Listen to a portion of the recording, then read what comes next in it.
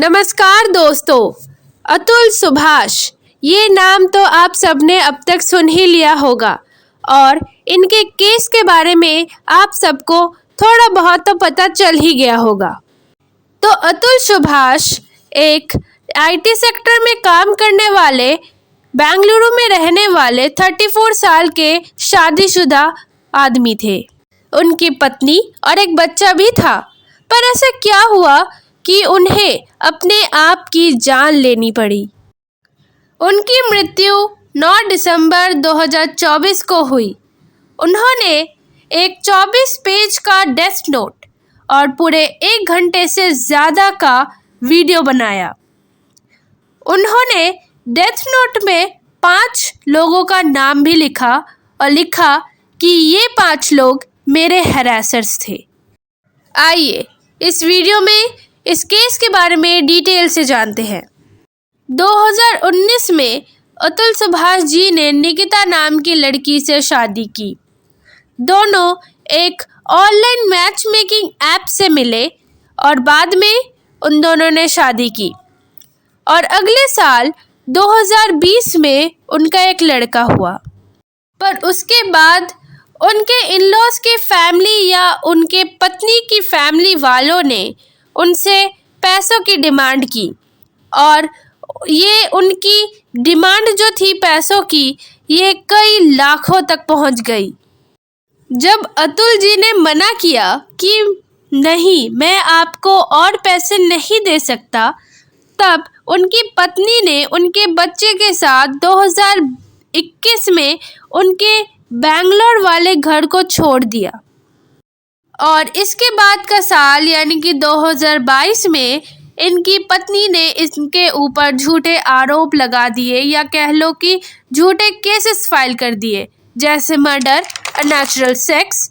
और उन्होंने ये भी कहा कि अतुल जी ने उनसे और उनकी फैमिली से 10 लाख का दहेज मांगा था।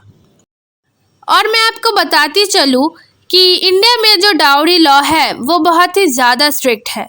सेक्शन 498A, जिसके मुताबिक वुमेन के पास ये पावर होती है कि वो अगर आरोप भी लगाए कि ये लोग हमसे दहेज मांग रहे हैं, तो न सिर्फ हस्बैंड बल्कि उनकी फैमिली भी सभी जेल में चले जाते हैं और भी बहुत सारे दूसरे तरह के लीगल इम्प्लीकेशन आ जाती है।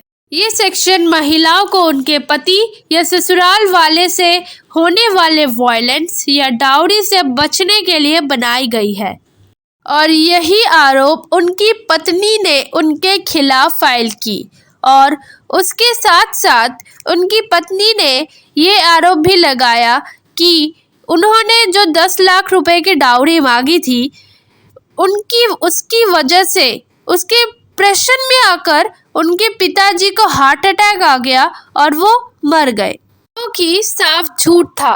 क्योंकि अतुल जी ने जैसे बताया कि उनकी पत्नी ने उनसे कहा था कि उनके पिता यानी कि निकिता के पिता बहुत साल से बीमार थे, बस उन्हें फंसाने के लिए इन सब चीज़ों को एक साथ जोड़ दिया गया है। और फिर अतुल जी कहते हैं कि उनकी पत्नी ने 1 करोड़ रुपए की डिमांड की और वो ये सारी केसेस सेटल कर देंगी, मगर बाद में इनकी पत्नी ने 3 करोड़ रुपए की डिमांड की इन सब केसेस को सेटल करने के लिए। जब कोर्ट में इनके और इनकी पत्नी का केस चल रहा था, तब इनकी पत्नी कहती है कि मैम, आज के टाइम में इंडिया में तो बहुत सारे लोग ऐसे हैं जो इस कारण की वजह से सुसाइड कर रहे हैं, तो ये भी सुसाइड क्यों नहीं कर लेते। ये बात अतुल जी ने बोलते हुए उस जज का नाम भी जिक्र किया। उस जज का नाम है रीता कौशिक और आज के समय में इनके ऊपर बहुत सारे आर्टिकल्स पब्लिश किए जा रहे हैं और इन सब के बाद अतुल जी पर बहुत सारा प्रेशर क्रिएट हो रहा था। एक तो वो डिवोर्स केस पे लड़ रहे थे और ऊपर से वो हर महीने 40,000 रुपये का एलिमनी पे कर रहे थे। इन सब चीज़ों के कारण उन्होंने अपना जीवन ख़त्म करना ही ठीक समझा। अतुल सुभाष जी ने ट्विटर में एलॉन मस्क और डोनाल्ड ट्रंप को टैग करके ये कहा कि a dead man is requesting to save millions of life from woke ideology, abortion, DEI and restore freedom of speech in India. ये जो पूरा इंसिडेंट हुआ वो पहले एक NGO के जरिए सामने लाया गया। वो NGO main suffering from domestic violence के लिए बनाया गया है और जैसे ही NGO को पता चला उन्होंने पुलिस को इन्फॉर्म किया। जब तक पुलिस वहां पहुंची तब तक अतुल जी ने सुसाइड कर लिया था।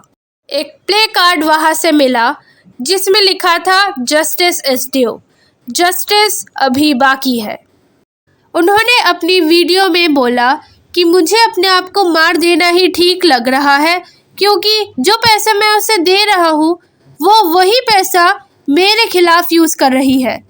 उन्होंने ये बोला कि जब तक मेरे हैरेसर्स को सज़ा ना मिल जाए मेरी अस्थियों को ना बहाया जाए और अगर वो हैरेसर्स गिल्टी ना फील करे तो अस्थियों को किसी कोर्ट के बाहर गटर में बहा दिया जाए, जिससे कि मुझे ये पता चल जाए जो मैंने इतनी कोशिश की, जो इतना लड़ा मैं, वो सब कुछ बेकार गया। और उन्होंने ये भी कहा कि मेरे बच्चे को मेरे मम्मी पापा को सौंप दिया जाए और उन्होंने ये मांग की कि मेरे डेड बॉडी के पास मेरे पत्नी और उनके परिवार वाले ना आए। उन्होंने एक और चीज़ भी मेंशन की है कि उनके साथ उनकी पत्नी का एक कॉन्वर्जेशन जहाँ पर उसकी पत्नी कहती है कि तुम अब तक मरे क्यों नहीं, तो अतुल जी कहते हैं कि मैं अगर मर गया तो तुम्हारी पार्टी कैसे चलेगी। तो इसके रिप्लाई में उनकी पत्नी कहती है कि मेरी पार्टी चलती रहेगी, अभी तुम्हारे मम्मी पापा और उनका घर भी तो है। और आखिर में अतुल जी ने जाते जाते ये कहा कि now this ATM is permanently close. बहुत ही क्रूशल टाइप का केस है ये, जहाँ पे एक मर्द को गलत शादी की वजह से इतना कुछ फेस करना पड़ा, उसे एंजाइटी, डिप्रेशन और इतनी सारी प्रॉब्लम्स फेस करनी पड़ी और आखिर में उसे लगा कि मुझे मर जाना चाहिए और उसने अपने आप को ही मार डाला। और अभी ये पता चल रहा है कि जब निकिता सिंघानिया को पकड़ने गए पुलिस वाले तो उनके घर के बाहर ताला लगा हुआ था। पता चल रहा है कि निकिता सिंघानिया और उसके मम्मी और उसका भाई देर रात को ही घर छोड़कर भाग गए थे। इंडिया में आपको हर टाइप के केसेस मिल जाएंगे जहां पर डाउरी मांगी जा रही है, डोमेस्टिक वायलेंस हो रहा है, महिलाओं पर इतना अत्याचार हो रहा है और वही एट द सेम टाइम हमें अतुल सुभाष जी जैसा केस भी देखने को मिल जाता है। इन सब केसेस जैसे डाउरी मांगना और डोमेस्टिक वायलेंस, टॉर्चर, इन सब केसेस की वजह से ही ये सारे सेक्शंस या फिर एक्ट्स बनाए गए हैं। इनका आज गलत इस्तेमाल भी हो रहा है। कहा इन सभी एक्ट्स को भलाई और प्रोटेक्शन के लिए बनाया गया था और कहा आज इसे मिसयूज और गलत इस्तेमाल किया जा रहा है। और अतुल जी के भाई भी ये बोल रहे हैं कि लगभग 8 महीने मेरे भाई से अलग होने के बाद उसने यानी कि निकिता सिंघानिया ने डिवोर्स केस फाइल की और बहुत सारे आरोप भी लगे। और इंडिया में हर लॉ महिलाओं के लिए है, पुरुषों के लिए एक भी नहीं। मेरे भाई ने लड़ाई की पर वो हमें छोड़ के चला गया। उन्हें कोर्ट के हेयरिंग के लिए लगभग साल में 120 बार इधर उधर ट्रैवल करना पड़ता था और इस ट्रैवल से उनकी हरासमेंट भी होती थी। आज 15 दिसंबर 2024 की सुबह निकिता सिंघानिया और उसके मम्मी और भाई को बेंगलुरु पुलिस ने गुड़गांव में गिरफ्तार कर लिया है। अब आगे उनके ऊपर कार्रवाई होगी।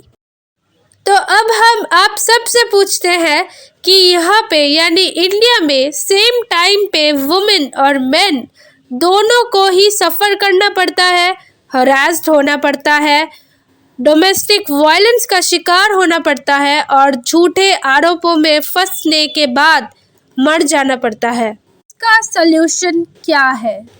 फिर कैसे ठीक कर सकते हैं हम ये सब? उम्मीद है कि इस वीडियो से आप सबको इस केस के बारे में डिटेल में जानकारी मिल गई होगी। वीडियो अच्छा लगा हो तो लाइक, शेयर और सब्सक्राइब करें। अगली वीडियो में मिलते हैं। नमस्कार।